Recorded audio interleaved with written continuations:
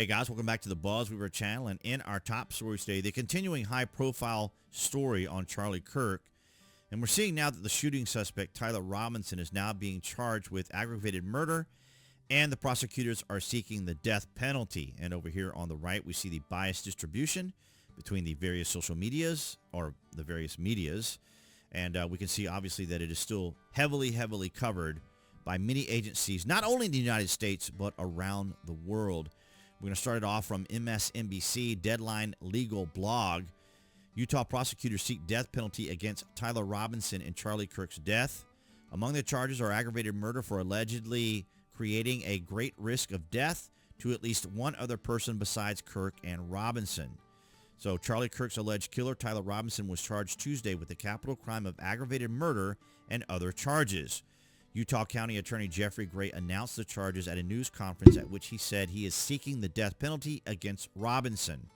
In pursuing capital punishment, the state alleges that Robinson knowingly created a great risk of death to another individual other than Kirk and the defendant. The criminal information further alleges that Robinson, 22, targeted Kirk, a 31-year-old conservative activist, for political reasons. Now, this is going to be another aspect to it, and that is the political, cultural aspects to a lot of this. So the charges document notes that a conviction under that murder count alternatively carries a mandatory term of imprisonment, either life without parole or 25 years to life. In addition to capital punishment, all criminal defendants are presumed innocent, and Robinson will have an opportunity to contest the charges. So he'll have his day in court. And but I found it interesting because when I listened to the video here, it did not include additional information that was brought up during this conference.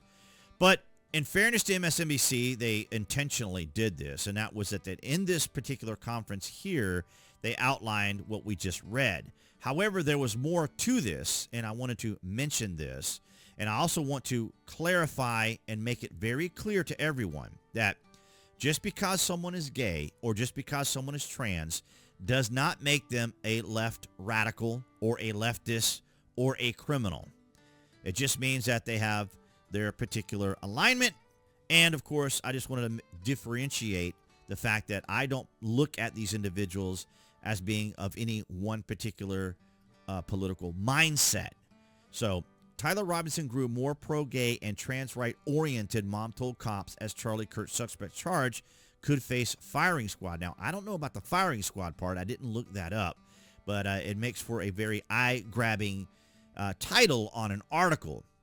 And, of course, as we read here, the Utah County Attorney Jeffrey Gray called Kirk's killing an American tragedy as he provided more details about the role Robinson's parents played in his surrender while speaking at a press conference. And if you remember yesterday in our video, we talked about Kash Patel, the director of the FBI, and people were questioning it. But in reality, it only took them 33 hours as opposed to other high-profile crimes like the Boston bomber. Took several days. I think it was 5 days total. I'm not really sure, but other instances did take various days as opposed to this particular incident. And of course, here were some of the images that many of us. Sorry guys, I'm having a software issue with GeForce Experience, so now we're over here on OBS, and I won't be able to separate the tracks in these video clips. But I wanted to mention also, as we said earlier, about the differences between the way it was covered with MSNBC and, of course, here from the New York Post. And then here we can hear the details that were added to the addition to what we just read here that was omitted by MSNBC. Now, whether they did it intentionally or not, of course, we've always talked about the fact that the media will often lie by omission and by commission. So here was the portion that was not included in that, which was similar to what I was just reading to you guys. The county sheriff's office with his parents and a family friend to turn himself in. Robinson's mother stated that the following to police. On September 11th, 2025, the day after the shooting, Robinson's mother saw the photo of the shooter in the news and thought the shooter looked like her son. Robinson's mother called her son and asked him where he was. He said he was at home sick and that he had also been at homesick on September 10th. Robinson's mother expressed concern to her husband that the suspect shooter looked like Robinson. Robinson's father agreed. Robinson's mother explained that over the last year or so, Robinson had become more political and had started to lean more to the left, becoming more pro-gay and trans rights oriented. She stated that Robinson began to date his roommate, a biological male who was transitioning genders. This resulted in several discussions with family members, but especially between Robinson and his father, who have very different political views. And this was a point of contention. And as I've said, I want to reemphasize here that just because someone is gay or trans does not automatically put them in the category of a leftist radical. I want to emphasize that because a lot of the discussion here on X, as you see, was over this very discussion. And many of the individuals, as you see in notifications, which I'm going to clear up all that up in the next video, so by the time you see it, those all won't be there.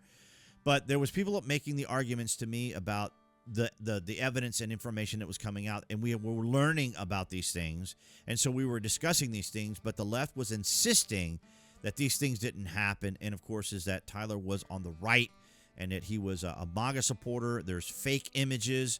There is an extraordinary amount of what they call flooding the zone now by the left, because as this information is coming out, they're realizing that this individual was obviously not MAGA. He's obviously not a right person, as in right-leaning, or a conservative, or a Trump supporter, as it were, or much less a Charlie Kirk supporter.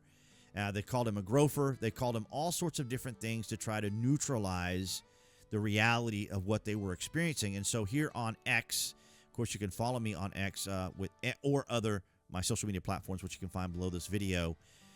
A lot of this was going on throughout the weekend, and it was unfortunate that the discussions had to lead to this direction, because this is where we are now. And, of course, they're always going back to Hartman, the incident there in Minnesota when her and her husband were killed. They still allege that the individual there was a Trump supporter, but he wasn't. He was appointed by the previous governor as well as by Tim Walz. So they had to have known that he was a Democrat of some sort. How would they have not have known that he was not a Democrat and then appointed him to the position that he was given at that time? So they're all trying to scramble to try to cover for the fact that these are the realities. And that's why I wanted to make it perfectly clear to everyone that my thoughts about the fact that someone is either gay or trans does not automatically qualify them to be leftist, a radical leftist, or even a Democrat. So I just want to make that clear to everybody, because here ABC is trying to then try to soften the blow of the reality of what's going on, because as we saw in the incident recently with involving another transgender person, and that is that, sorry about that, guys. A lot of software issues today, just really, really bizarre, all the software issues. But nonetheless, as we saw with the tragic shooting that involved another transgender individual, that they wanted to then shift it from gun control argumentation, and then, of course, to the fact that, that trans people, as I just mentioned, are not always going to be individuals that are involved in this type of activity. So they're trying to soften the blow. And this is what we get here from Nick Sorter. This is what ABC reported.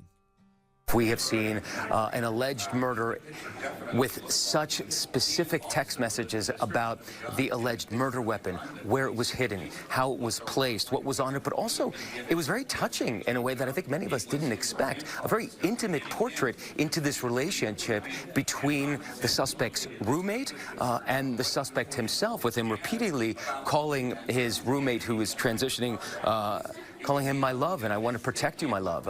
So it was this duality of someone who the attorney said not only jeopardized the life of Charlie Kirk and the crowd, but was doing it in front of children, which is one of the aggravating circumstances of this case. And on the other hand, he was, speaking so lovingly about his partner. So a very interesting and, as Pierre said, riveting press conference, David. It was.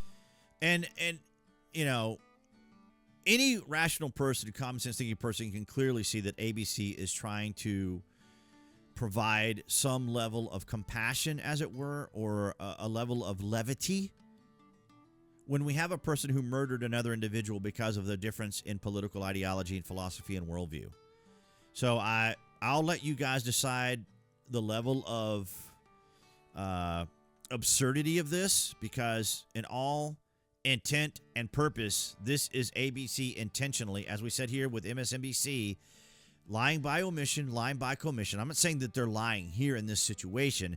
I'm just saying that they're trying to soften the blow, add some level of levity, some level of humanity when this individual killed another person because he had a different perspective than he did.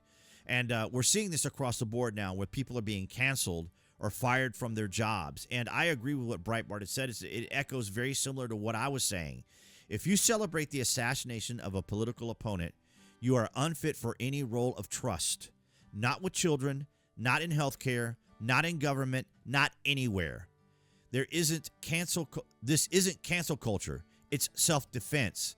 A nation that empowers the deranged and the depraved is a nation marching toward ruin.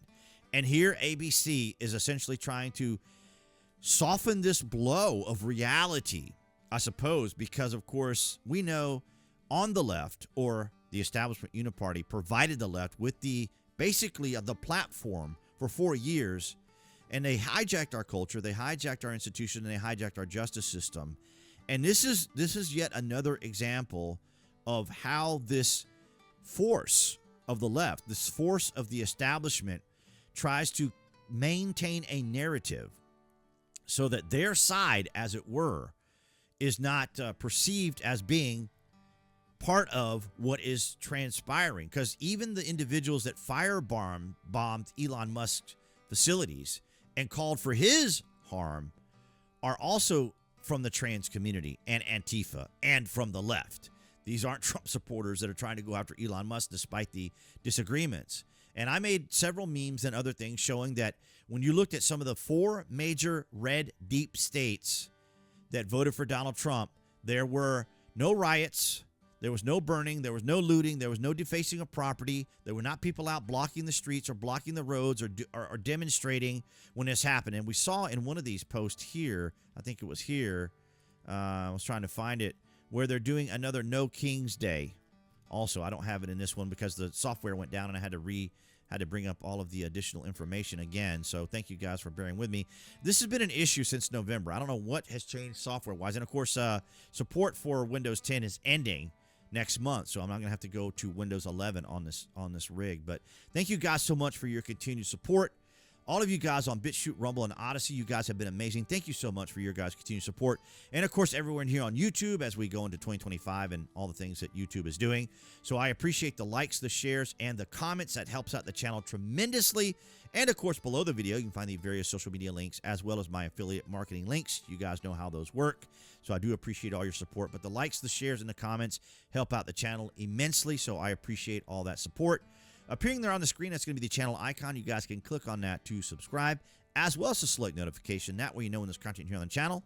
And I'll see all you guys in the next video.